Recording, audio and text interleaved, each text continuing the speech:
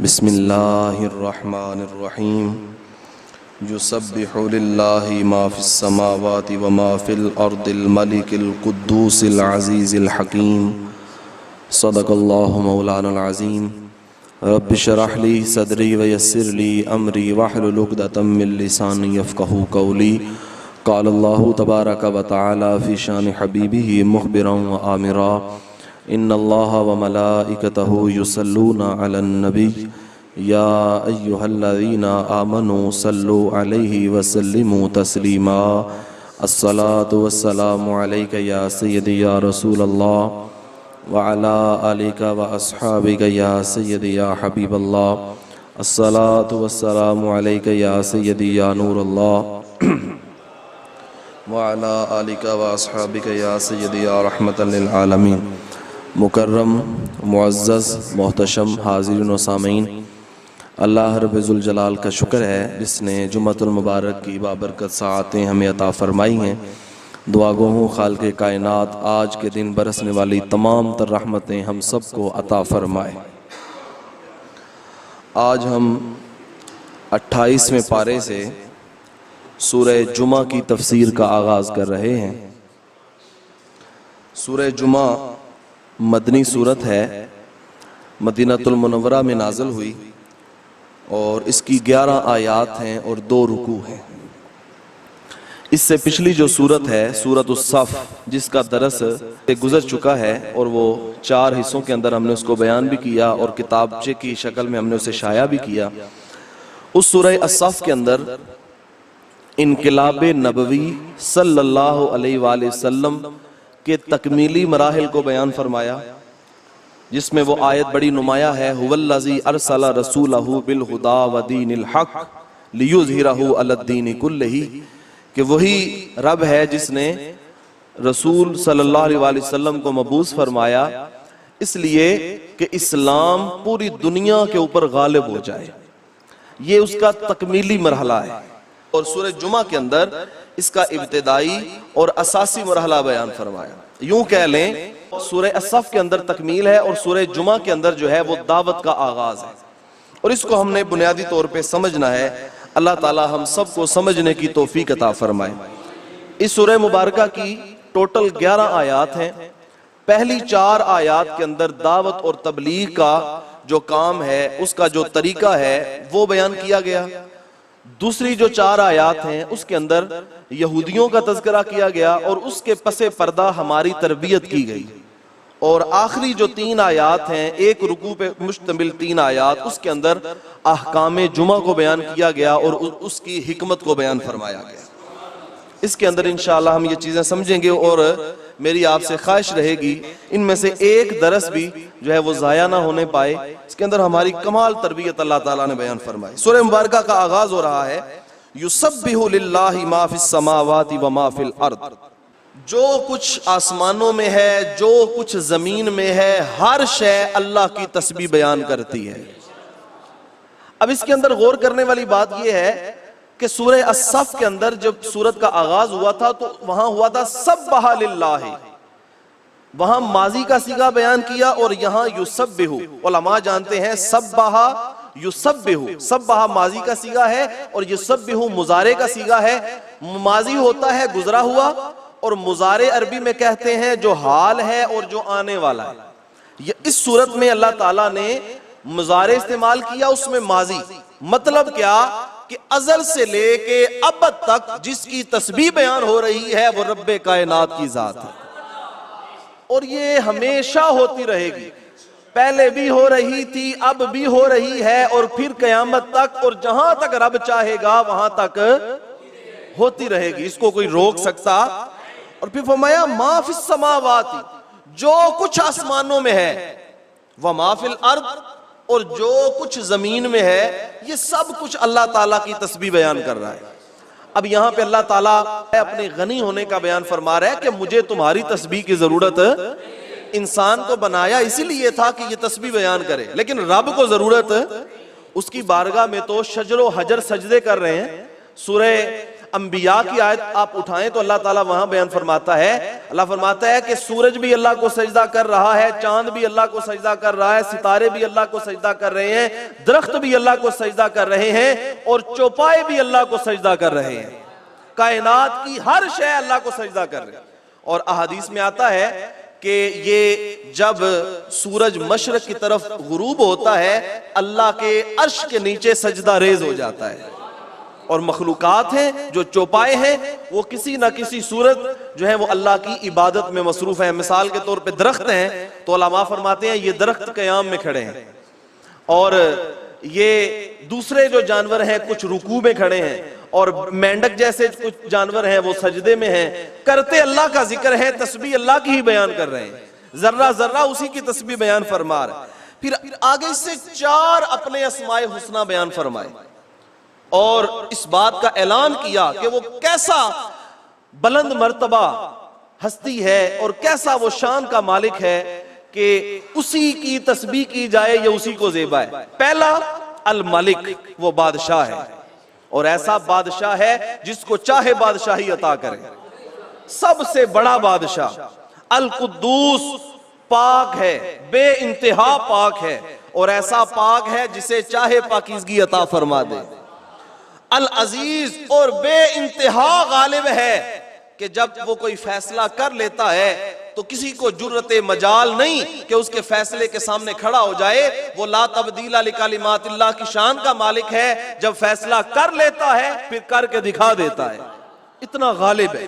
फिर फरमाया अल हकीम, और वो बेपनाह हिकमत वाला है, उसका कोई काम हिकमत के मुनाफी, अल्लाह ताला का कोई अमल हिकमत के मुनाफी, उसका कोई कलिमा, उसका कोई कलाम हिकमत के मुनाफी। वो जब किसी को हुक्म देता है तो ऐन हिकमत के मुताबिक देता है, जब वो कोई अमल खुद फरमाता है तो ऐन हिकमत के मुताबिक फरमाता है। ये पहली आयत मुबारका के अंदर हमें तौहीद को समझा दिया। अब दूसरी आयत के अंदर रिसालत का जिक्र है। देखिए इंसान की तरबियत कैसे दर्जा बदर्जा अल्लाह ताला बयान फरमा रहा है। पहले हमें तौहीद समझा दी कि उसकी पाकी बयान करती है, हर शय जो कुछ जमीनों में है, जो कुछ आसमानों में है, वो मालिक है, वो कुद्दूस है, वो अजीज है, वो हकीम है। आगे फरमाया हुवल्लज़ी बाअसा फिल उम्मियीना रसूलन मिनहुम, और वही रब है जिसने उम्मीयीन में, अनपढ़ों में, उन्हीं में से एक रसूल भेजा। और वो रसूल करता क्या है? यतलू अलैहिम आयातिही, वो रब की आयतें उनके ऊपर तिलावत फरमाता है। वयुज़क्कीहिम, उनका तज़किया करता है। वयुअल्लिमुहुमुल किताब वल हिकमा, और उनको किताब यानी कुरान मजीद सिखाता है और उनको हिकमत भी सिखाता है। व इन कानू मिन क़ब्लु लफ़ी दलालिम मुबीन, और इससे पहले तो वो खुली गुमराही में थे। अब इस आयत मुबारका के अंदर रिसालत का बयान। अब जरा तवज्जो कीजिएगा, अल्लाह ताला ने इस आयत को थोड़ा ना टुकड़ों में हम तकसीम करते हैं ताकि हमें बात समझ में आ जाए। पहला टुकड़ा हुवल्लज़ी बाअसा फिल उम्मियीना रसूलन मिनहुम, कि वही रब है जिसने उम्मीयीन में, अनपढ़ों में, उन्हीं में से एक रसूल भेजा। यहां पे अहले मक्का को उम्मीयीन कहा गया। हजरत इब्ने अब्बास रदी अल्लाह ताला अन्हु आप बयान फरमाते हैं, ये कुरान के पहले मुफस्सिर हैं। जिस शख्स ने कुरान की सबसे पहले तफसीर लिखी है उसका नाम इब्ने अब्बास रदी अल्लाह ताला अन्हु, इतनी शान के मालिक। वो कहते हैं कि इसके उम्मीयीन कहने की वजह यह है, पहली तो कि ये जो अरब हैं इनमें से अक्सरियत अनपढ़ है, और जो अनपढ़ होते हैं उसे अरब के अंदर उम्मी कहा जाता था। दूसरी वजह इसकी यह है कि चूंकि कहते हैं माँ को, और ये अरब इस तरह के थे जैसे माँ से ये पैदा हुए उसी हालत के ऊपर थे, यानी उनके अंदर कोई तहजीब नाम की कोई चीज, कोई अच्छी रिवायात, अच्छी अकदार नहीं थी। तीसरा कौल उन्होंने कहा कि चूंकि मक्कातुल मुकर्रमा का नाम है उम्मुल कुरा, इस वजह से इन्हें उम्मीयीन कहा गया। और इसके अंदर उलमा ने यह भी बयान फरमाया कि यह हकीकत है कि जो मक्के के लोग थे रहने वाले, वो अक्सर जाहिल थे, अक्सर अनपढ़ थे, उनको पढ़ना नहीं आता था। इसलिए तो उनको समझाने के लिए अल्लाह ताला ने इतने अंबिया मबूस फरमाए ये बनी इसराइल के ऊपर भी इतने नबी आए और उसके बाद ये बनी इस्माइल के ऊपर हुजूर अलैहिस्सलाम तशरीफ लेके आए, तो ये अल्लाह ताला की हिकमत थी। और पहले रब बयान फरमा चुका है कि उसका कोई काम भी हिकमत के खिलाफ नहीं होता। उन्हीं में से अब रब ने फरमाया उन्हीं में से एक रसूल भेजा। इसका मतलब यह है फिर हुजूर भी उम्मी है। जब उम्मियों में भेजा, उन्हीं में से भेजा, तो फिर हुजूर भी उम्मी है। तो फिर यहां पे कुछ लोगों ने कुरान का तर्जमा यह किया कि अनपढ़ों में अनपढ़ नबी भेजा।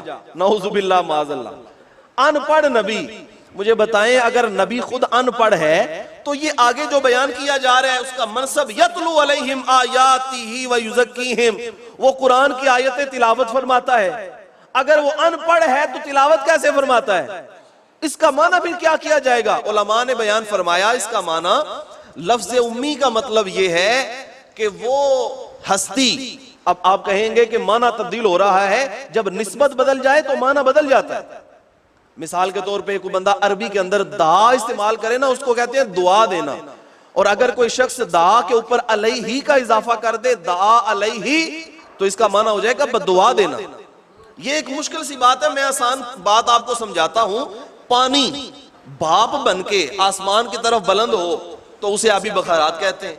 है तो पानी ना, आबी बखारात बन के बुलंद हुए तो क्या कहेंगे? आबी बखारात। अगर आसमान से गिरे तो वो भी पानी है, लेकिन उसका नाम क्या रखेंगे? बारिश। जमकर गिरेगा तो ओले, गिरकर जमेगा तो बर्फ। पानी कली के ऊपर गिरेगा तो शबनम, अगर कली के अंदर से वो पानी निचोड़ा जाएगा तो अरक, जिस्म से निकलेगा तो पसीना, आंखों से निकलेगा तो है तो पानी, लेकिन जब निस्बत बदल गई तो माना। उन लोगों के लिए जब उम्मी का लफ्ज बोला था तो उनका माना और था, लेकिन जब हुजूर के लिए उम्मी का लफ्ज बोला तो इसका माना और है।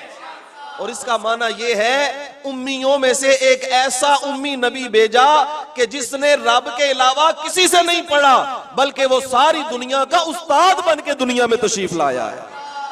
उम्मी कहने का मतलब ये, उन्हीं में से भेजा। अच्छा, यहां पे एक मजे की बात है, उलमा ने बयान फरमाया, ये लफ्ज़ उम है ना, जो उम, असल में अरबी में उम कहते हैं माँ को।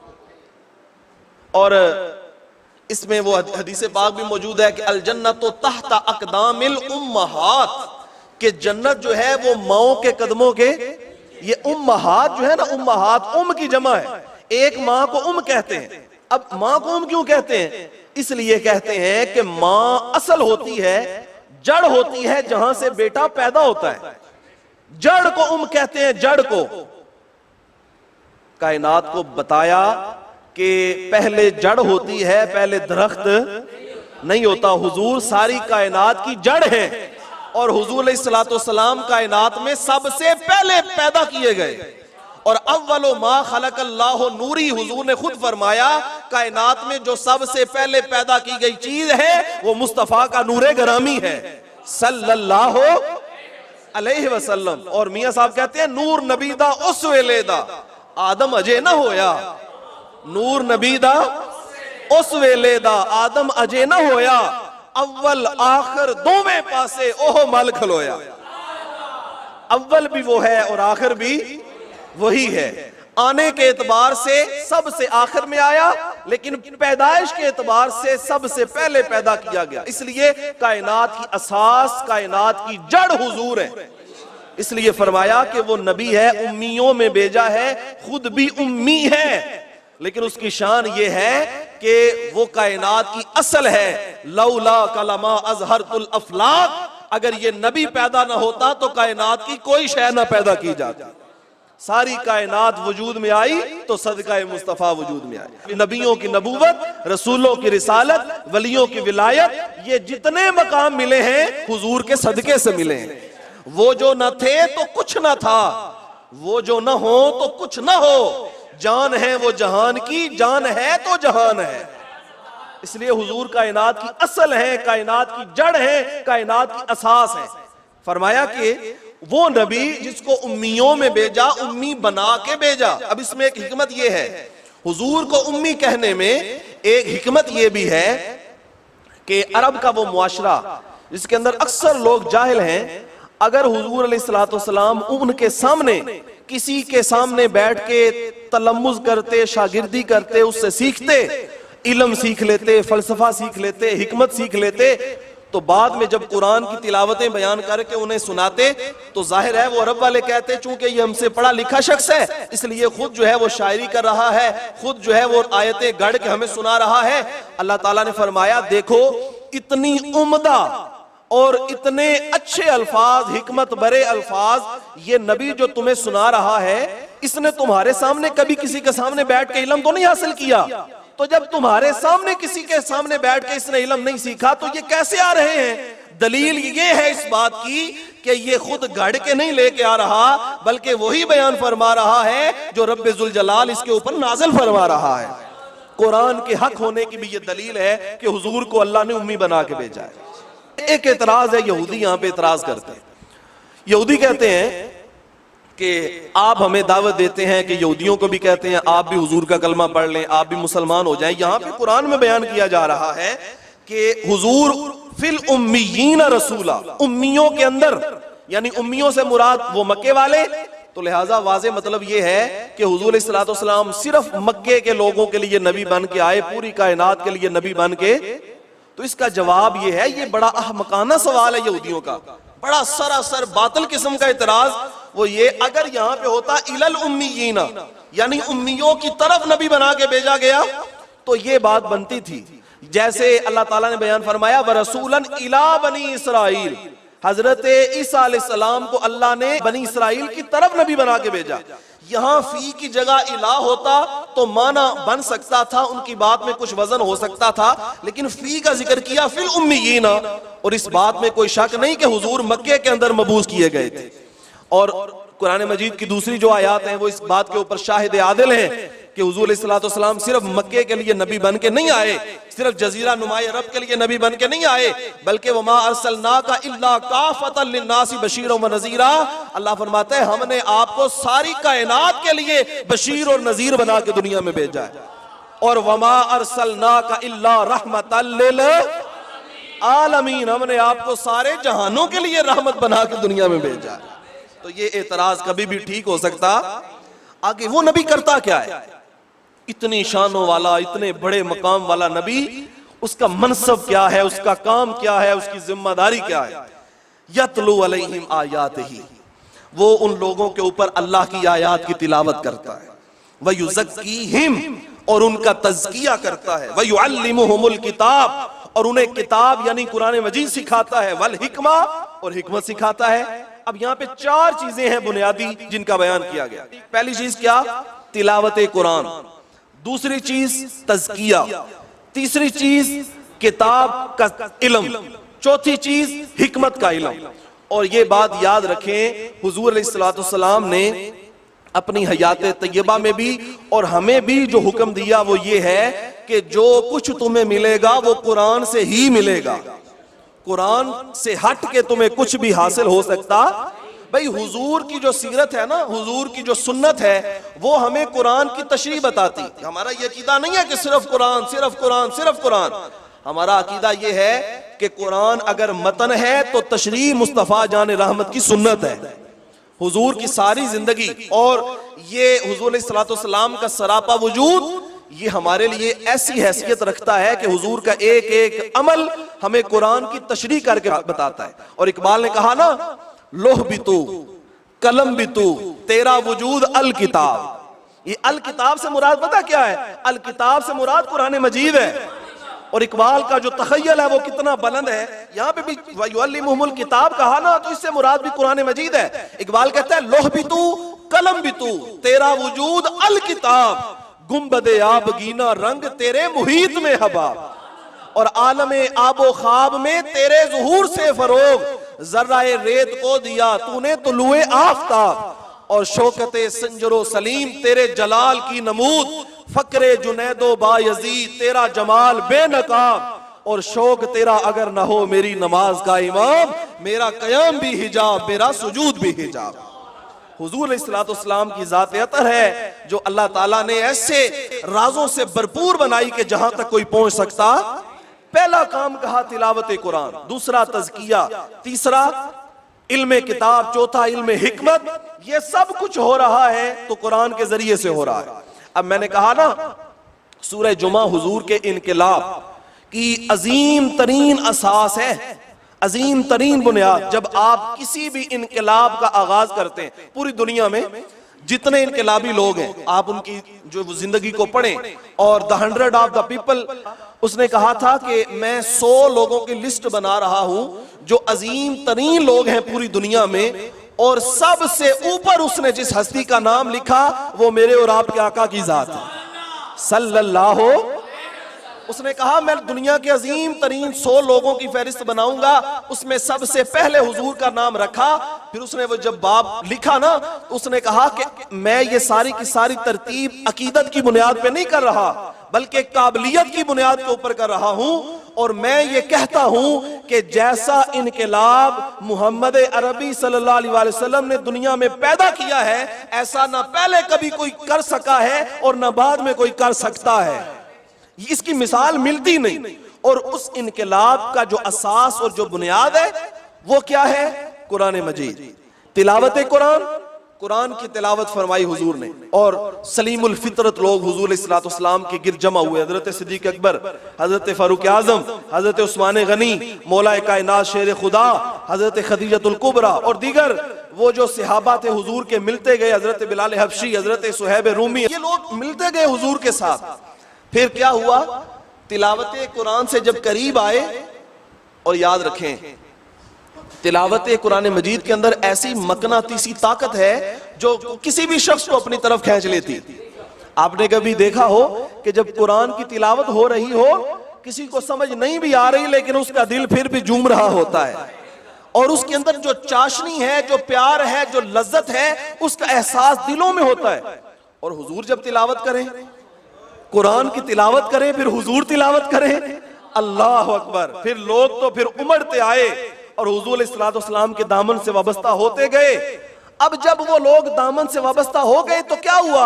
वयुज़क्कीहिम, फिर जो जमा हो गए उनका तज़किया कर दिया हुजूर ने।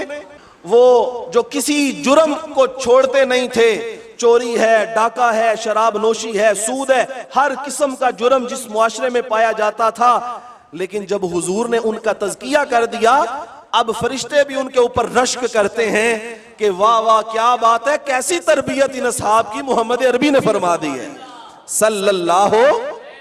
कैसी तरबियत हुजूर ने फरमाई ना, तरबियत, तज़किया हो गया। और ये निगाह मुस्तफ़ा थी, ये निगाह मुस्तफ़ा थी। तिलावत कुरान भी हो रही है, निगाह मुस्तफ़ा से तवज्जो भी मिल रही है, तज़किये हो रहे हैं, और सहाबा रश्क मलाइका बन गए, फरिश्ते भी रश्क करने वाले। अल्लाह अकबर। फिर फरमाया वयुअल्लिमुहुमुल किताब, उनको किताब सिखाई। आज मैं और आप कुरान सीखने से कितने आ रही हैं? मैं भी इसमें शामिल हूं, आप भी इसमें शामिल हैं, पूरा मुआशरा। और यूं ही हुजूर ने नहीं फरमाया था, हुजूर ने फरमाया था मैं तुम्हारे अंदर एक ऐसी चीज छोड़ के जा रहा हूं, अगर इसको मजबूती से पकड़े रखोगे तो कभी लन तदिल्लु बादहु, कभी तुम गुमराह नहीं होगे। और वो क्या है? किताबुल्लाह, वो अल्लाह की किताब है और उसकी तालीम है। अगर इस तालीम को नहीं छोड़ोगे तो जमाने में इज्जत पाते रहोगे, लेकिन जब छोड़ते चले जाओगे तो इज्जत और वकार तुम्हें मिल सकता नहीं। हुजूर अलैहिस्सलातु वस्सलाम ने तालीम दी है किताब की। और किस तरह तालीम दी? हजरत मौला कायनात शेर खुदा रदी अल्लाह ताला अन्हु फरमाते हैं कि मैंने 6 साल के अरसे में हुजूर से सिर्फ सूरतुल बकरा की तफसीर को सीखा। कितने अरसे में? 6 साल के अरसे में सिर्फ सूरह बकरा। और जानते हैं हजरत मौला कायनात शेर खुदा हैं कौन? वो हैं जिनको हुजूर ने फरमाया अना मदीनतुल इल्म व अलीयुन बाबुहा, मैं इल्म का शहर हूं और अली उस इल्म के शहर का दरवाजा है। उस शख्सियत ने कुरान सीखा, और फिर कितनी बारीकी से सीखा होगा, कितनी मतानत से सीखा होगा, कैसे हुजूर अलैहिस्सलातु वस्सलाम ने निकाह सिखाए होंगे। लेकिन अब चूंकि हमने इस अमल को छोड़ा और हमारे पास वक्त नहीं कि हम कुरान पढ़ें, हर शख्स, मैं भी शामिल हूं, आप भी शामिल हैं, हमारा हर काम जो है वो हम समझते हैं ये मजबूरी है, ये भी मजबूरी है, ये भी मजबूरी है, लेकिन कुरान सीखने का हमारे पास वक्त। और जब कयामत के दिन रब ताला पूछेगा कि तूने जिंदगी में क्या किया, तो वहां भी हम ये कह सकते हैं कि मौला मेरी मजबूरी थी इसलिए मैंने कुरान नहीं सीखा। वहां पे ये बहाना चलने वाला इसलिए आज ले इनकी पनाह, आज मदद मांग इनसे, कल न मानेंगे कयामत में अगर मान गया। आज इस कुरान के साथ मोहब्बत, इससे प्यार, इसकी तालीम और इसका एक एक हुक्म अपने ऊपर लागू करना, ये हमारे ऊपर लाजिम है, फर्ज है। अगर हम इसको करते हैं तो कामयाब होते हैं। फिर आगे फरमाया वयुअल्लिमुहुमुल किताब वल हिकमा, इस नबी ने कुरान पढ़ पढ़ के लोगों को हिकमत भी सिखाई। और हिकमत जो है ये आम लोगों के सीखने का काम नहीं। अल्लाह कुरान में फरमाता है युतिल हिकमत मन यशा व मन युतिल हिकमत फक़द ऊतिया खैरन कसीरा। अल्लाह ताला जिसे चाहता है हिकमत अता फरमाता है, और जिसे हिकमत दी गई उसे बड़ा फजल अता कर दिया गया। ये हिकमत जो है ना, और हिकमत ये नहीं जो हकीम सीखते हैं, ये दवाइयां बनाने वाले, ये हिकमत नहीं। इससे मुराद हिकमत है कुरान मजीद की, कि जिसके अंदर वो हिकमत पैदा हो जाए जो हुजूर सल्लल्लाहु अलैहि वसल्लम की अहादीस में और कुरान में मौजूद है। अल्लाह फरमाता है उसके ऊपर अल्लाह का बड़ा फजल है, बड़ा फजल है उसके ऊपर। अब ये मजमून, ये चार चीजें, तिलावत कुरान, तज़किया और तालीम किताब, तालीम हिकमत, अब गौर कीजिएगा जरा, ये चार चीजें हैं। ये मजमून ऐसा है, इसको कुरान मजीद ने इसकी अहमियत के लिए चार जगह पे बयान फरमाया है। चार जगह पे सूरह बकरा पहला पारा उठाएं, अल्लाह ताला ने शाह फरमाया रब्बना वबाअस फीहिम रसूलन मिनहुम यतलू अलैहिम आयातिका व युअल्लिमुहुमुल किताब वल हिकमत व युज़क्कीहिम। यहां पर भी चार चीजें, और वो क्या है? तिलावत कुरान और हिकमत और तज़किया और इल्म किताब, ये चार चीजें अल्लाह ताला ने। और फिर आगे दूसरे पारे में कमा अरसलना फीकुम रसूलन मिनकुम यतलू अलैकुम आयातिना व युज़क्कीकुम व युअल्लिमुकुमुल किताब वल हिकमा, ये भी चार चीजें अल्लाह ताला ने यहाँ पे बयान फरमाई। फिर लक़द मन्नल्लाहु अलल मुमिनीना इज़ बअस फीहिम रसूलन मिनहुम यतलू अलैहिम आयातिही व युज़क्कीहिम, ये भी अल्लाह ताला ने चार चीजें बयान फरमाई। और सूरह जुमा में भी इन चार चीजों का बयान फरमाया। और ये जरूरी है अगर आप किसी भी मुआशरे को बदलना चाहते हैं। आज हम चाहते हैं ना अच्छी कौम बन जाएं, और हमारे हुक्मरान भी कहते हैं कि हम पाकिस्तानी कौम को एक अच्छी कौम बनाना चाहते हैं। तो फिर कुरान ने ये चार चीजें ज़ाब्ते के तौर पे दी हैं। अगर आप किसी कौम की तरबियत करना चाहते हैं तो ये चार चीजें उसकी असास हैं, उसकी बुनियाद है। वो ये है, सबसे पहले तिलावत कुरान, फिर तज़किया नफ्स, फिर तालीम किताब, फिर तालीम हिकमत। चार चीजें जिस कौम के अंदर पैदा हो जाएं, अल्लाह ताला फरमाता है हम उस कौम को बड़ा फजल अता फरमा देते हैं। ये चीजें, और फिर फरमाया व इन कानू मिन क़ब्ल लफ़ी दलालिम मुबीन, जब तक इनके पास ये चीजें नहीं थी तो ये बड़ी गुमराही में थे, बड़ी गुमराही में। अल्लाह अकबर। आगे शाह फरमाया व आखरीन मिनहुम लम्मा यल्हक़ू बिहिम, और दूसरे वो लोग जो इनके साथ मिल जाएंगे। वल्लाहु हुवल अज़ीज़ुल हकीम, और वही है जो गालिब है और हिकमत वाला। अब दूसरे लोग कौन से हैं? इसमें हजरत अबू हुरैरा रज़ियल्लाहु ताला अन्हु की रिवायत है। हजरत अबू हुरैरा रज़ियल्लाहु ताला अन्हु बयान फरमाते हैं, ये जब आयत मुबारका नाजिल हुई तो हम हुजूर के पास ही बैठे हुए थे। सुभान अल्लाह। हुजूर अलैहिस्सलातु वस्सलाम के सहाबा कहते हैं जब फुला फुला फुला फुला आयत नाजिल हुई हम हुजूर की खिदमत में ही बैठे हुए थे। क्या मकाम नहीं सहाबा का, उनकी मौजूदगी में कुरान का नुज़ूल हो रहा है। कहते हैं हम पास ही बैठे हुए थे, तो हमने पूछा या रसूलल्लाह सल्लल्लाहु अलैहि वसल्लम आखरीन मिनहुम से क्या मुराद है? हुजूर वो जो दूसरे लोग हैं उनसे क्या मुराद है? तो हुजूर ने ऐसे अपना चेहरा अनवर फेरा, फिर दूसरी मर्तबा पूछा, फिर चेहरा अनवर फेरा, फिर दूसरी मर्तबा पूछा, फिर चेहरा अनवर फेर दिया। तो फिर पास ही हजरत सलमान फारसी बैठे हुए थे।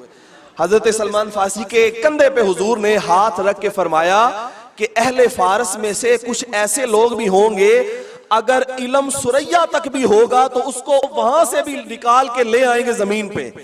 और उलमा इसके ऊपर मुत्तफिक हैं कि अहले फारस में से जिस शख्स ने सुरैया से भी इल्म को खींच के हासिल किया उसका नाम इमाम आजम इमाम अबू हनीफा रहमतुल्लाहि ताला अलैह।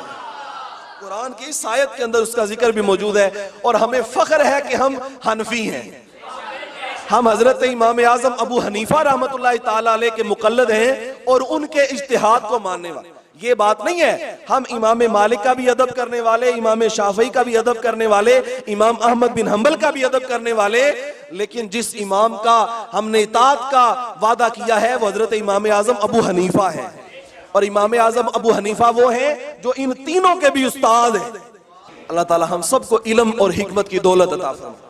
4 आयात की तफसीर सूरह जुमा से मुकम्मल हुई। इंशाअल्लाह अगले जुम्मतुल मुबारक पे अगली जो 4 आयात हैं उनका दरस होगा। ये अगली जो 4 आयात हैं इनके अंदर यहूदियों का जिक्र है और उसके पसे पर्दा उम्मत मुहम्मदिया की तरबियत करना मकसूद है। अगले जुम्मतुल मुबारक पे हम ये बयान करेंगे इंशाअल्लाह। अल्लाह ताला मुझे और आपको अमल की तौफीक अता फरमाए। आज जो है वो 28 मई है जी, ईस्वी कैलेंडर के हिसाब से 28 मई है और 28 मई 1998 पाकिस्तान की तारीख के अंदर एक ऐसा दिन है कि जब चागी के पहाड़ों से धुआं उठ रहा था तो कौम के बच्चे बच्चे ने अल्लाह की बारगाह में शुक्राने के सजदे किए थे और नफल पढ़े थे कि ए अल्लाह तूने पाकिस्तान को भी ताकत अता फरमा दी। और ये वहां पे फलस्तीन की एक औरत ने खड़े होकर कहा था कि अब हमारे ऊपर इसराइल जुल्म नहीं कर सकता, क्यों कि अब हमारे पाकिस्तानी भाई हमारी मदद को पहुंच रहे हैं। लेकिन इंतजार था जिस सहर का ये वो सहर तो नहीं। क्या पता था कि अभी वो वक्त नहीं आया कि पाकिस्तान उम्मत मुस्लिमा की क़ियादत करे और इसकी उम्मीदों का मरकज बन जाए। अभी तक वो वक्त नहीं आ रहा, लेकिन इंशाअल्लाह वो वक्त आएगा कि पाकिस्तान पूरी दुनिया में उम्मत मुस्लिमा की क़ियादत करेगा इंशाअल्लाह। और ये पिछले दिनों में जो पाक फौज ने हमें तोहफा दिया और उन्होंने शाहीन 3 एक मिसाइल तैयार किया जिसकी रेंज बताते हैं कि 2000 किलोमीटर। ये मोहतात है लेकिन इससे भी ज्यादा है, जिससे हमारा दुश्मन हमसाया दुश्मन भी परेशान है और पूरा यूरोप भी परेशान है, इसराइल भी परेशान है। और इंशाअल्लाह अल्लाह हमें इस तरह की ताकतें अता फरमाता रहेगा। जब तक हम अच्छे जज्बे के साथ इस्लाम की मोहब्बत के अंदर पनपते रहेंगे अल्लाह हमें इज्जतें देता रहेगा इंशाअल्लाह। और ये जो 28 मई योम तकबीर है और इसको योम तकबीर इसलिए कहा गया कि इस दिन हम अल्लाह का शुक्र भी अदा करें और अल्लाह अकबर के नारे भी लगाएं। नाराए तकबीर, अल्लाह अकबर, अल्लाह अकबर। हम पूरी उम्मत मुस्लिमा को इस बात की उम्मीद दिलाते हैं और हुजूर की अहादीस से ये बात साबित है कि इंशाअल्लाह इसी धरती से लोग उठेंगे और पूरी उम्मत की क़ियादत करेंगे। जहां जहां जुल्म हो रहा है इंशाअल्लाह उसको रोक दिया जाएगा। अल्लाह ताला पाकिस्तान को मजीद ताकतें अता फरमाए, अल्लाह पाकिस्तान को मजीद कामयाबी अता फरमाए। कि मोहम्मद से वफा तूने तो हम तेरे हैं, ये जहां चीज है क्या लोहो कलम तेरे हैं।